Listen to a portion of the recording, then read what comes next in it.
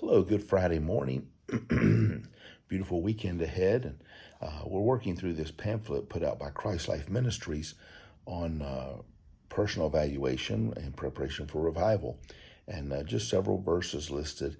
And one thing that helps when we hear new preachers or we read new literature, it helps us to see biblical texts maybe in ways that we haven't seen them before. Our text that I wanted to evaluate today and look at today was Ephesians 3:20, which says, "Now to him who is able to do exceedingly abundantly above all that we ask or think, according to the power that works in us."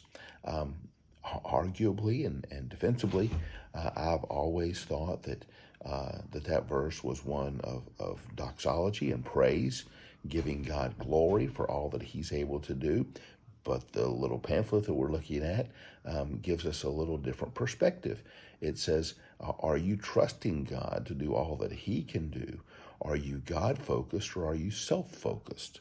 Are you, because of maybe an inferiority complex, not attempting to do all that God wants to do in you? Well, that's a great perspective. Is your ministry, is your service based on your ability or is it based on God's ability? Are you willing to tackle bigger things that you sense God leading you into, or do you hunker down? Do you withdraw?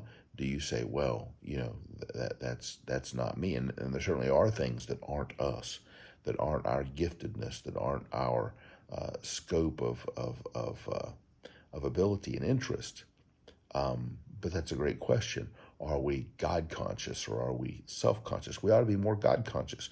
What is God wanting to do through me, and am I trusting Him to do that? Great question to self-evaluate. Hope you have a great Friday today. Hope you have a great weekend.